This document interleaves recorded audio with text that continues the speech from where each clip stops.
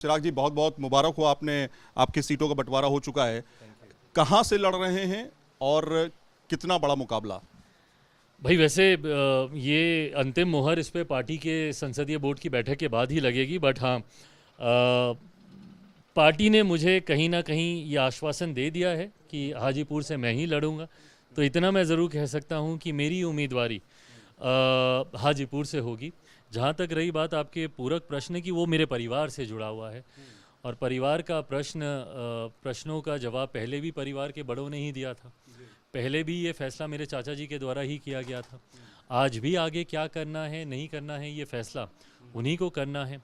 मेरे सामने अगर वो हाजीपुर से चुनाव भी लड़ते हैं तो ये फैसला भी उन्हीं का होगा। बट हाँ, हर चुनौती के लिए मैं तब भी तैयार था, आज भी तैयार लगता हूँ। है चिराग पासवान और पशुपति पारस में जो राजनीतिक लड़ाई है उसमें चिराग को 5 सीटें देकर बीजेपी ने एक तरफा अपने सारे जो अंडे हैं एक टोकरी में रख दिए हैं, या वाकई एक जो एक सही चुनाव है राजनीतिक इस बात को हम भांपते हुए कि ताकत किसके पास है उस तरफ है? आप इस फैसले को कैसे देख रहे हैं?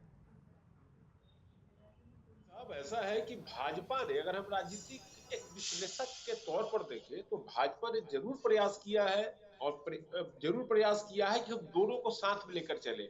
एक तरफ वो पशुपति जी को भी लेके चले, चिराग को भी लेके चले, लेकिन जब भाजपा इसमें विफल हो गई, दोनों को एक साथ लेकर के जब नहीं चल पाई, तो भाजपा ने चिराग के पीछे अपना दाव लगाया।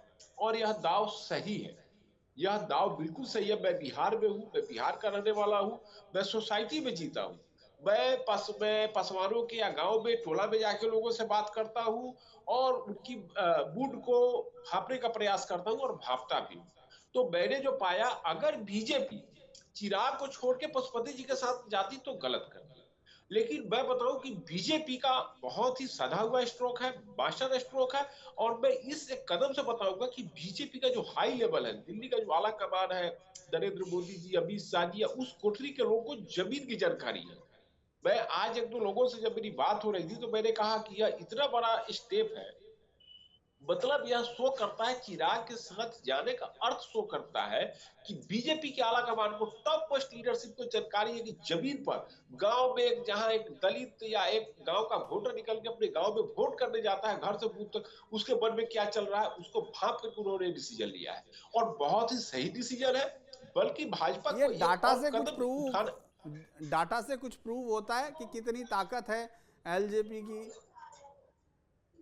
जी देखिए, एलजेपी के अगर अगर डाटा देखिए, दोनों अगर एक दूसरे के खिलाफ अगर चुनाव लड़े होते तो कुछ समझ में आता, लेकिन पहली बार हो रहा है कि जब एक दूसरे के दोनों खिलाफ जा रहे हैं, पहली बार ऐसा हो रहा है। जी तो चलिए, मैं एक हम बार मतलब कि डाटा के आधार पर तो कहते ही नहीं, आपके लेकिन पास मैं आऊंगा आपको मैं। बता दूं कि जी धीरेन्द्र जी, एक पासवान आर एग्रेसिव वोटर, मैं केवल पासवान की ही बात करूं, रामविलास पासवान के ही कुनबे की बात करूं, तो वह एग्रेसिव वोटर होते हैं, बूथ पर जाते हैं, वोट गिराते हैं और उनके वोट को कोई तहस नहस नहीं कर सकता है। जब बूथ कैप्चरिंग भी होता था, अब ईवीएम के जमाने में बूथ कैप्चरिंग होता नहीं है, जब जब बूथ कैप्चरिंग भी होता था उस समय भी पासवानों का बूथ कोई नहीं कैप्चर कर सकता था, उनके बूथ को कोई नहीं ये कर सकता था। तो दे आर एग्रेसिव वोटर और वो लोग वोट अच्छे ढंग से करते हैं। तो मैं बताऊं कि यह बीजेपी का बड़ा अच्छा मास्टर स्ट्रोक है। लेकिन मैं एक चीज बता रहा हूं कि बीजेपी को चिराग पासवान और नीतीश कुमार में सामंजस्य बैठाना पड़ेगा। सामंजस्य क्यों बैठाना पड़ेगा? क्योंकि 2005 में नीतीश कुमार ने एलजेपी को तोड़ दिया था। 2005 में नीतीश कुमार ने एलजेपी के 17 विधायकों को अपने पाले में मिला लिया और वहां से रामविलास पासवान की जमीन खिसक गई थी और रामविलास पासवान जीवन भर जब तक जिए तब तक उन्होंने उस जमीन की खोज करते रहे और उनको नहीं मिल पाया था। आप आज के जो दिल्ली के जो पत्रकार लोग हैं जो बोलते हैं कि नहीं, चिराग वैसे इस्तेमाल किया गया, वैसे इस्तेमाल किया गया, लेकिन चिराग के दिल में खुन्नस से है कि नीतीश कुमार ने उनके पिताजी को राजनीतिक जो क्षति पहुंचाई थी उसका भरपाई उससे करने का प्रयास किया 2020 के इलेक्शन में। तो यह है कि बीजेपी का अच्छा स्ट्रोक है।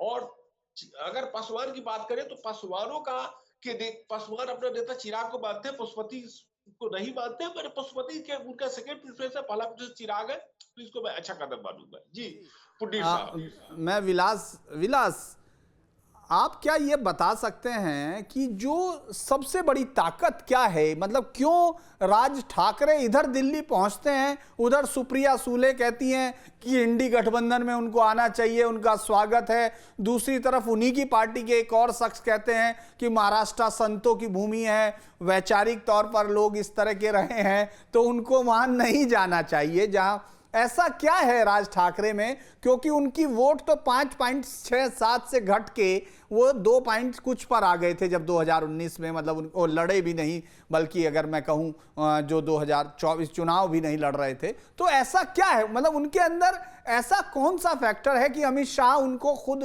मतलब मिलते हैं उनके साथ, विनोद तावड़े उनसे मिलने जाते हैं? आपको ग्राउंड पे क्या लगता है? देखिए, बहुत मजेदार सवाल है कि राज ठाकरे के पास क्या है। राज ठाकरे जहाँ खड़े होते हैं वहाँ से लाइन शुरू होती है, वो मीटिंग में कन्वर्ट हो जाती है। इसका खाली ये होता है कि जो वोट है वोट लेकिन राज ठाकरे बटोर नहीं पाते। ये नंबर 1। राज ठाकरे में ये है, वो जब बात करते हैं तो ऐसे लगता है कि हाँ ये सच है। राज ठाकरे में बाला साहब ठाकरे की छवि दिखती है। ये यहाँ के युवक जो है महाराष्ट्र के, मैं ये कहता हूँ कि उत्तर भारत हो या बिहार हो, यूपी हो, सबको अट्रैक्शन राज ठाकरे का है। यहाँ तक कि पाकिस्तान के लोग को भी ठाकरे नाम का जो करिश्मा है वो राज ठाकरे के पास है। उद्धव ठाकरे के पास क्या है, ठाकरे नाम तो है लेकिन उनका जो बाला साहब ठाकरे की जो स्टाइल है वो उनके पास नहीं है, वो स्टाइल है राज ठाकरे के पास। अब ये चुनाव में कैसे काम आएगा, तो देखिए अजीत दादा पवार को भाजपा ने ले लिया, एकनाथ शिंदे को भाजपा ने ले लिया, तीनों मिलकर लड़ाई लड़ रहे थे, लेकिन जो टारगेट 45 का है वो कंप्लीट नहीं हो पा रहा है। एक तो राम मंदिर बनने से महाराष्ट्र का जो हिंदू वोट है पूरा के पूरा बीजेपी के साथ आएगा, ये जो सोच लिया था भाजपा ने, क्या भाजपा के थिंक टैंक ने, वो कन्वर्ट नहीं हो रहा है। यहाँ देखो उद्धव ठाकरे की एक अलग ताकत है, शरद पवार की अलग ताकत है।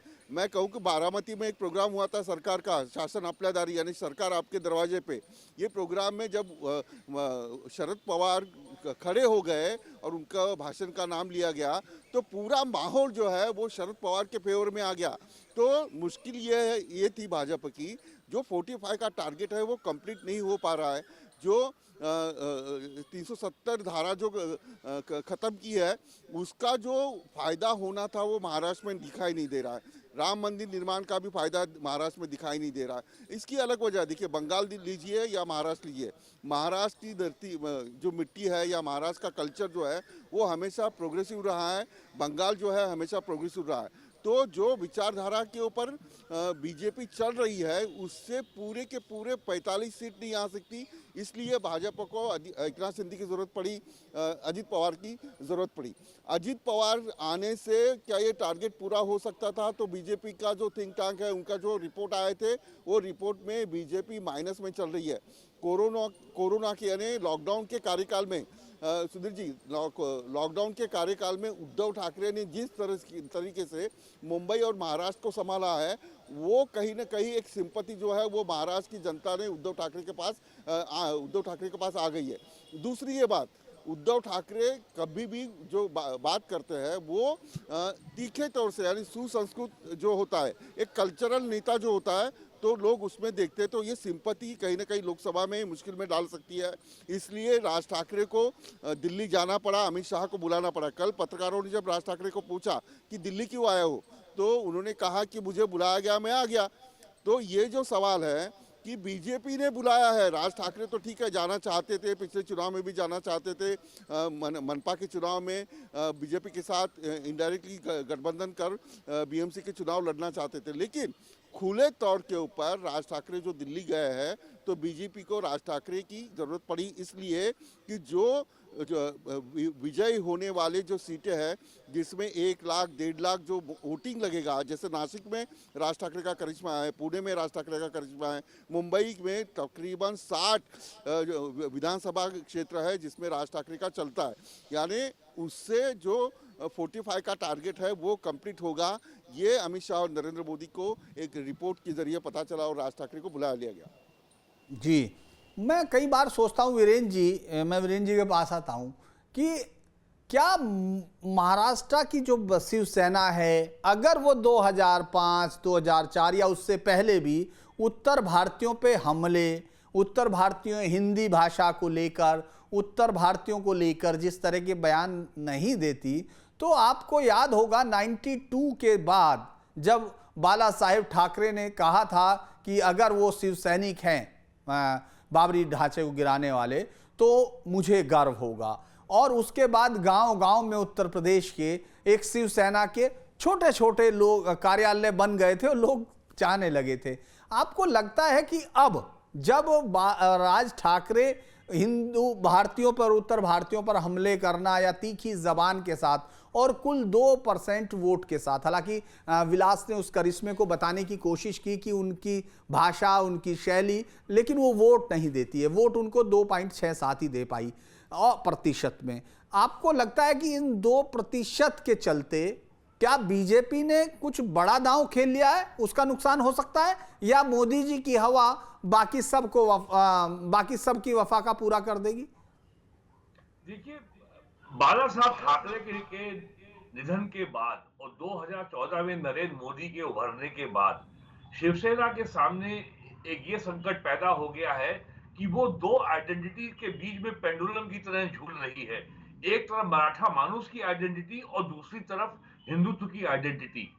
तो अब और इन दोनों आइडेंटिटी को साथ लेके चलना उनके लिए लगातार मुश्किल होता जा रहा था और 2014 में नरेंद्र मोदी के उभार ने उनके इस संकट को बढ़ाया। 2014 के नवंबर में विधानसभा चुनाव हुए और शिवसेना को छोटे भाई की भूमिका में आना पड़ा और देवेंद्र फडणवीस वहां के चीफ मिनिस्टर बने, जो उद्धव ठाकरे को मन से कभी स्वीकार नहीं था। और 2019 में जैसे ही उनको अवसर मिला, उन्होंने पहला मौका पाते ही अलायंस तोड़ दिया और वो कांग्रेस और एनसीपी के सहयोग से मुख्यमंत्री बन गए। तो ये तो उद्धव ठाकरे ने ये दिखा दिया कि वो हिंदुत्व की आइडेंटिटी के साथ तो समझौता कर सकते हैं, लेकिन जो उनकी क्षेत्रीय मराठा मानुस की आइडेंटिटी है उसको वो छोड़ नहीं सकते। तो ऐसी स्थिति में फिर अब बीजेपी क्या करेगी? तो बीजेपी को भी अपने मराठा वोट बैंक को मजबूत करना है, तो उसको राज ठाकरे की जरूरत है, उसको अजीत पवार की जरूरत है, उसको एकनाथ शिंदे की जरूरत है, उसको अशोक चौहान की जरूरत है।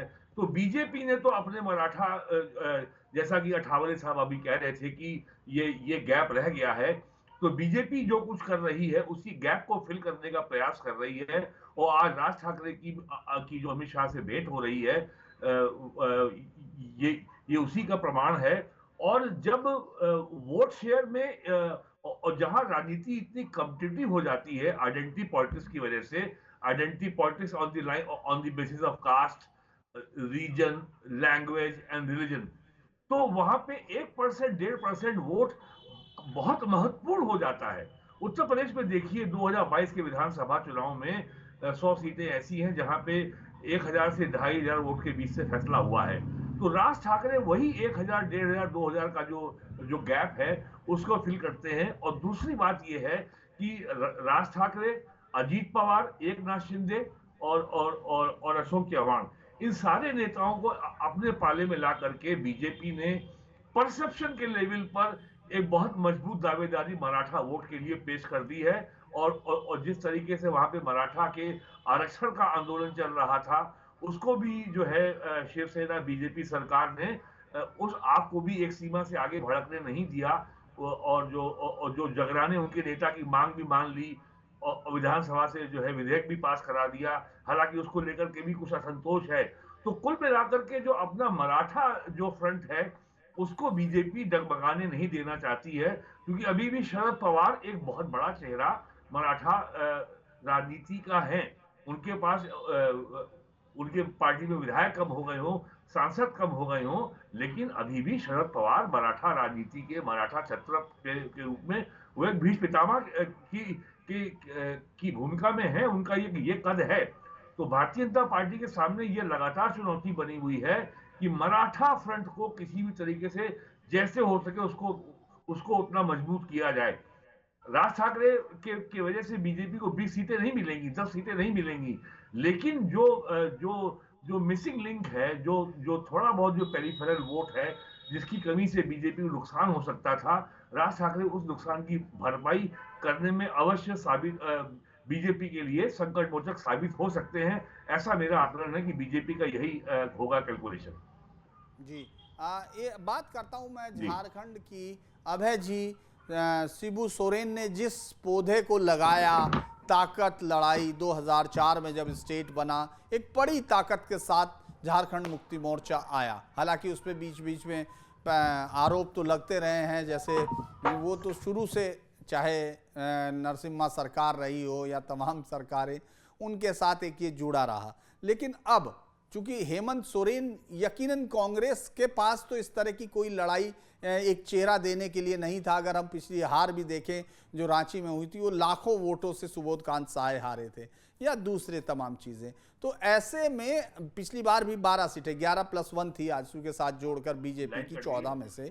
लेकिन अब हेमंत सोरेन को क्या सहानुभूति मिल सकती थी जो जेल गए थे? चूंकि झारखंड वो राज्य है जहां नेताओं के जेल जाने और बाहर आने से उनकी मुझे नहीं लगता कि चुनावी ताकत पर कोई असर पड़ता हो, क्योंकि वो चाहे मधु कोड़ा की पत्नी हो या तमाम हो, वो लोग जेल में रहें, उन पे करप्शन के चार्ज रहें या कुछ भी रहें, उनका जातीय या जो कबील जो उनका आदिवासी वोट है, उनका सीट का जो वोट है, वो उनके साथ इंटैक्ट रहता है। क्या यही कारण है कि हेमंत सोरेन के बाद उनकी भाभी जो थी, जो कल्पना सोरेन यानी हेमंत सोरेन की पत्नी, के बढ़ते हुए कद से उस वक्त भी नाराज थी जब उनको मुख्यमंत्री बनाने की कोशिश की जा रही थी, यानी राबड़ी पार्ट 2 करने की कोशिश झारखंड में की जा रही थी। आरजेडी भी वहाँ बहुत ताकतवर नहीं है, संगठन में ज़रूर साथ में रहता है कुछ हिस्सों में जहाँ उनके यादव वोट हैं, उसके अलावा उनके पास बहुत ताकत वहाँ नहीं है। तो ऐसे में आपको लगता है दुमका में जो इमोशनल कार्ड हेमंत सोरेन चल सकते थे, उस कार्ड की काट लाई है बीजेपी? वरना तो उनके पास मरांडी हैं, बाबूलाल हैं, अर्जुन वो और दूसरे मरांडी लीडर्स हैं, तमाम आदिवासी नेता हैं और उनका अपना संगठन मजबूत है। तो क्या सिर्फ इमोशनल कार्ड को ना चल सके हेमंत सोरेन, उनकी पत्नी या उनकी पार्टी, उसी की काट के लिए सीता सोरेन को लाया गया है? क्योंकि सीता सोरेन दुर्गा सोरेन की पत्नी है, जो शिबू सोरेन के साथ, उनके बड़े बेटे थे, जो उनके साथ कंधे से कंधा मिलाकर जेएमएम की लड़ाई में साथ रहे। और हेमंत सोरेन का कद उनके जाने के बाद बढ़ा, हेमंत सोरेन की राजनीतिक ताकत उनके जाने के बाद बढ़ी। तो क्या आपको लगता है इमोशनल कार्ड की काट है ये? देखिए पुनीर साहब, पहले मैं दो बातें बताऊंगा, फिर मैं यहाँ पर आऊंगा कि शिबू सोरेन की आपने चर्चा की। तो शिबू सोरेन और त्रिभुवन प्रसाद नारायण सिंह भारत के दो ऐसे राजनीतिक और मुख्यमंत्री रहे हैं जो मुख्यमंत्री बनने के बाद बाइपोल हुआ विधायक बनने के लिए और चुनाव हार गए थे। शिबू सोरेन तमार, झारखंड में तमार से, और उत्तर प्रदेश में बनीराम विधानसभा सीट था गोरखपुर के आसपास, वो सीट अब नहीं है, वो सीट एक्लिप्स हो गया है। तो वहां से त्रिभुवन प्रसाद नारायण सिंह चुनाव हार गए थे। त्रिभुवन प्रसाद नारायण सिंह को यहाँ पर मैं बनीराम का 2 लाइन फिर आगे बढ़ूंगा। बनीराम विधानसभा सीट पर कांग्रेस के उम्मीदवार थे आरके द्विवेदी, रामकृष्ण द्विवेदी को 33,230 वोट आया था। चीफ मिनिस्टर त्रिभुवन प्रसाद नारायण सिंह को 17,137 वोट आया था। 16,093 वोट से चुनाव हारे थे। और तमार में राजा पीटर को 34,000 वोट आया था। शिबू सोरेन जी को 25,000 वोट आया था। 8973 वोट से शिबू सोरेन चुनाव हार गए थे।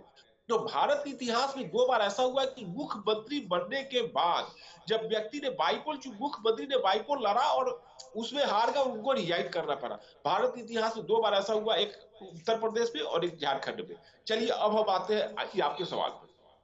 देखिए, शिबू सोरेन बहुत ही पॉपुलर नेता है, लेकिन उनका पॉकेट सीमित है। ट्राइबल्स के बाहर उनका कोई पॉपुलैरिटी विशेष नहीं था, लेकिन ट्राइबल में बहुत ही दिसोम गुरु के नाम से उनको जाना जाता है, उनकी बहुत ज्यादा पॉपुलैरिटी थी। लेकिन जेएमएम ब्राइबरी कांड जब हुआ, उसके बाद से उनकी पॉपुलैरिटी में काफी कमी आई और चेक हो गया। मतलब ठीक है, पॉपुलर रहे, लेकिन लोगों ने उनकी पॉपुलैरिटी को फिर भी उनके जेएमएम ब्राइबरी कांड के बाद से ट्राइबल्स में अन्य नेता बाबूलाल मरांडी वगैरह को भी सामने में आने का मौका मिला। नहीं तो बाबूलाल मरांडी वगैरह कभी उनके छाव से निकल नहीं पाए। ऑफ कोर्स ये लोग बीजेपी के नाते पॉलिटिक्स जरूर करते थे, लेकिन कभी भी उनके छतरी से बाहर, या उनका इतना बड़ा छतरी होता था कि उसमें वो लोग कुछ, मतलब इनकी कुछ चल नहीं पाती थी। लेकिन जेएमएम ब्राइबरी करने के बाद से उन लोगों को भी पॉलिटिक्स करने का मौका मिला।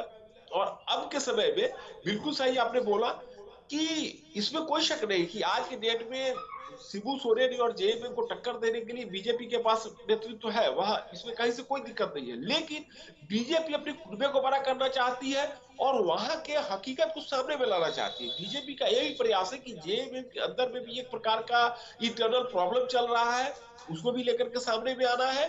तो इससे क्या होगा कि बीजेपी का अपना संख्या बल बढ़ेगा और बीजेपी को ऐसा लगता है कि हम 10 साल से, अगर अभी वर्तमान में लोकसभा के चुनाव है, कि 10 साल से जब मैं सत्ता में हूं तो अगर मेरे खिलाफ कुछ 18 इनकम्बेंसी है और मेरे कुछ वोटर्स अगर टूटते हुए होंगे, जो कि बीजेपी को पता है, या कुछ वोटर्स 18 इनकम्बेंसी में बहते हैं, तो उनको भी कैसे रोका जाए या उनकी भरपाई कैसे की जाए, इसके लिए बीजेपी नॉट केवल इसी स्टेट में नहीं, अन्य स्टेट में भी लोगों को मिलाने का प्रयास कर रही है। तो ऐसा नहीं कि बीजेपी का बहुत बड़ा संख्या बल पड़ने जा रहा है, लेकिन हाँ, एक बीजेपी का शिबू सोरेन के परिवार में, शिबू सोरेन के क्षेत्र में एक आदमी को मिला लेने से उनकी ताकत में कमी आएगी और बीजेपी के ताकत में इजाफा होगा। मैं एक बार सुन लेता हूं कि क्या कहा चिराग पासवान ने, आप भी सुन लीजिए, इसके बाद फिर मैं विलास के पास जाऊंगा, लेकिन पहले चिराग पासवान का सुन लेते हैं आज क्या कहा। बिहार में सीटों का बंटवारा हुआ और होली के रंग जो हैं वो चढ़ गए हैं चिराग पासवान पे। चिराग पासवान जी इस समय हमारे साथ में हैं। चिराग जी, बहुत बहुत मुबारक हो, आपकी सीटों का बंटवारा हो चुका है। कहां से लड़ रहे हैं और कितना बड़ा मुकाबला? भाई वैसे ये अंतिम मोहर इस पे पार्टी के संसदीय बोर्ड की बैठक के बाद ही लगेगी, बट हाँ, पार्टी ने मुझे कहीं ना कहीं ये आश्वासन दे दिया है कि हाजीपुर से मैं ही लड़ूंगा। तो इतना मैं ज़रूर कह सकता हूँ कि मेरी उम्मीदवारी हाजीपुर से होगी और बाकी के जितने भी हमारे प्रत्याशी हैं, बाकी की तमाम लोकसभा, उसकी भी घोषणा बहुत जल्द, मुझे लगता है 1 से 2 दिन में मेरे पास बिहार संसदीय बोर्ड से फाइनल नामों की सूची आ जाएगी, जिसकी चर्चा केंद्रीय संसदीय बोर्ड में कर हम लोग उसकी घोषणा कर देंगे। लेकिन कुछ खबरें ऐसी भी आ रही हैं, पारिवारिक भी है और थोड़ा राजनीतिक भी है, कि चाचा के साथ कुछ नाराज़गी जो थी पहले, जो बातचीत होती थी आपकी, अब क्या है? क्योंकि उनको अभी तक टिकट नहीं मिला है, लेकिन वो सुनने में आ रहा है कि हाजीपुर से जो है वो भी लड़ सकते हैं। भाई कहते हैं व्यक्ति नहीं समय बलवान होता है। ऐसे में आज जो परिस्थितियां बनी हैं, गठबंधन ने जिस तरीके से लोक जनशक्ति पार्टी के हर एक कार्यकर्ता के संघर्ष को सम्मान देने का काम किया, मैं ईमानदारी से बोलता हूं, मेरी चिंता गठबंधन में सिर्फ अपनी सीटों को लेकर थी। मैंने ज़्यादा पूछा भी नहीं कि किसको क्या मिल रहा है, नहीं मिल रहा है।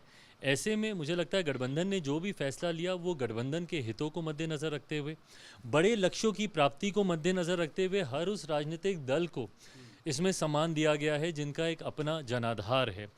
ऐसे में हम लोग अपने लक्ष्य को लेकर हम लोग क्लियर हैं, उस दिशा में हम लोग कार्य कर रहे हैं। जहाँ तक रही बात आपके पूरक प्रश्न की, वो मेरे परिवार से जुड़ा हुआ है और परिवार का प्रश्नों का जवाब पहले भी परिवार के बड़ों ने ही दिया था।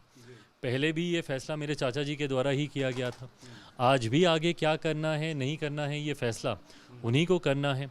मेरे सामने अगर वो हाजीपुर से चुनाव भी लड़ते हैं तो ये फैसला भी उन्हीं का होगा। बट हाँ, हर चुनौती के लिए मैं तब भी तैयार था, आज भी तैयार हूँ। वीडियो जर्नलिस्ट संजय कुमार के साथ सईद आमिर हुसैन, न्यूज़ नेशन, दिल्ली। देखिए, जिस तरह से हम ये कह रहे हैं कि किस तरह से सदी हुई चीज़ थी, और ये कहा साफ शब्दों में, मतलब एक किस तरह से कहा जा सकता है कि अगर आप सामने आएंगे तो आपकी जिम्मेदारी होगी। तो मुझे लगता है कि चिराग पासवान तो बिल्कुल उसी तरह से सदे हुए राजनेता की तरह हैं जिस तरह वहाँ थे, लेकिन यूपी में हम लोगों ने देखा था जिस तरह से, उसी तरह से यहाँ हुआ। लेकिन विलास, मैं फिर एक बार उसी सवाल पे आता हूँ कि क्या 2% वोटों के लिए जो नॉर्थ इंडियन वोटर्स हैं वो नाराज हो सकते हैं क्या? और दूसरा कि उद्धव ठाकरे एक इमोशनल लड़ाई लड़ने की कोशिश कर रहे थे। राज ठाकरे के आने से बीजेपी को वो संबल मिलेगा कि वो उस तरह का इमोशनल कार्ड नहीं खेल पाएंगे, ऐसा लगता है आपको? नहीं, देखिए, दो चीज़ें यार। एक ये कुर्सी है ना, ये कुर्सी बहुत बेकार होती है। ये भाई भाई को लड़ा देती है, ये बाप बेटे को लड़ा देती है, ये चाचा भतीजे को लड़ा देती है। जैसे आमिर ने चिराग से बात की है, यही किस्सा जो है ये महाराष्ट्र में दोहराया गया। शरद पवार को छोड़कर अजित पवार गए, पंकजा मुंडे जो है वो अपने भाई के खिलाफ लड़ रही थी, लेकिन बीजेपी ने इन सभी को इकट्ठा किया है और लड़ाई उद्धव ठाकरे से शुरू की है।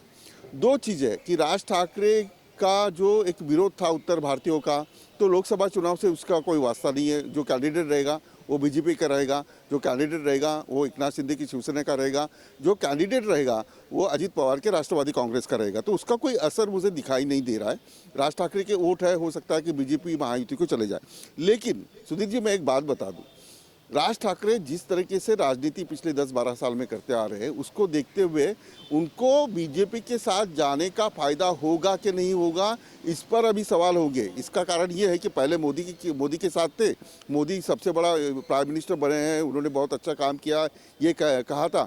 लास्ट लोकसभा में राज ठाकरे ने कहा था कि मोदी अच्छा काम नहीं करते, लोगों को नोटबंदी कर दी, ये कर दी। अब वो फिर से मोदी जी के साथ चले गए, तो ये महाराष्ट्र के लोगों के या किसी भी लोगों को पसंद नहीं आता है। तो ये नुकसान मुझे लगता है कि महाराष्ट्र नवनिर्माण सेना का हो सकता है, लेकिन अगर फायदा होगा तो वो बहुत ही ज़्यादा बीजेपी का हो सकता है।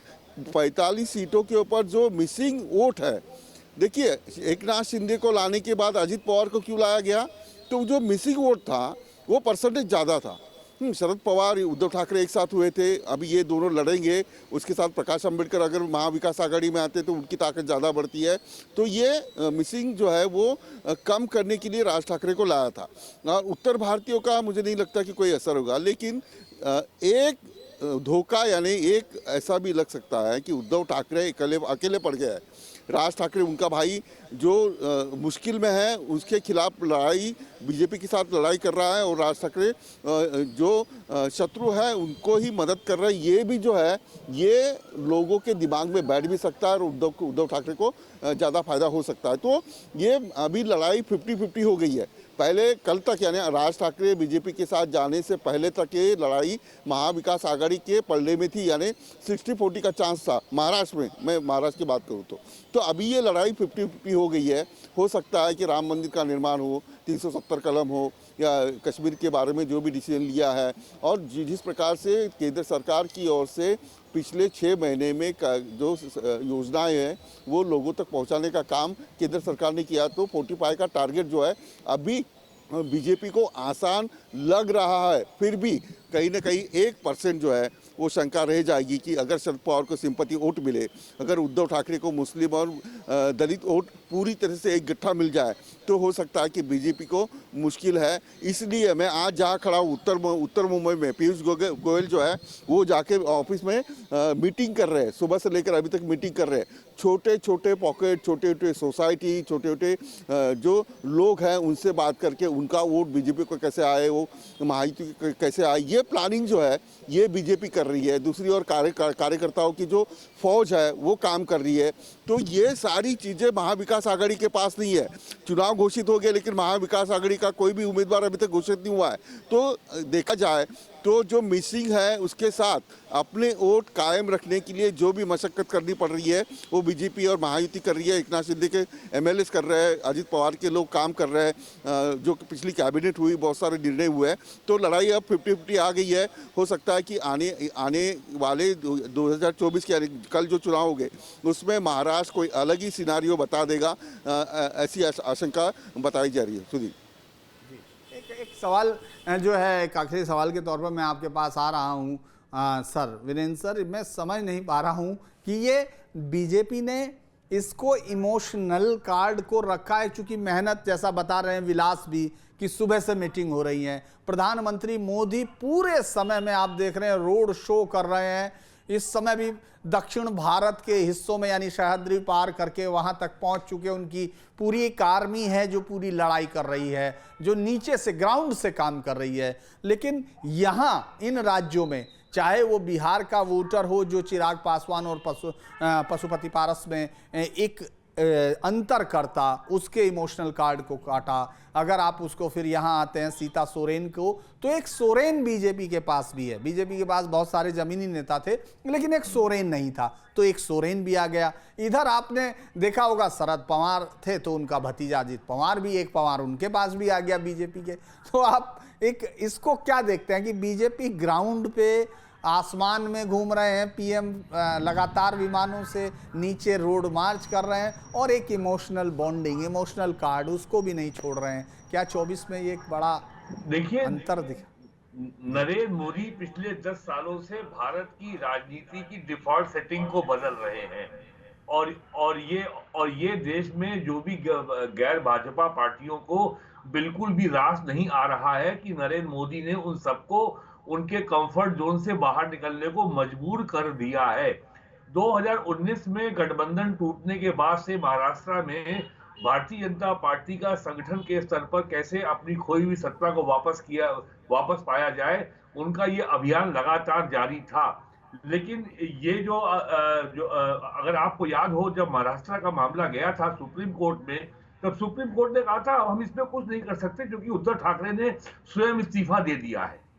तो इसका मतलब ये है कि आपकी कोई तैयारी नहीं थी, आपने केवल सत्ता आपने पाली, कांग्रेस का समर्थन ले लिया, राष्ट्रवादी कांग्रेस पार्टी का समर्थन ले लिया और आपके मुख्यमंत्री बनी। लेकिन अगला जो है इवेंचुअलिटी में जब कोई क्राइसिस आएगा, आप क्या करेंगे? आपके एमएलए जब भाग के गुजरात या हिमाचल में पहुंच जाएंगे, आप क्या करेंगे?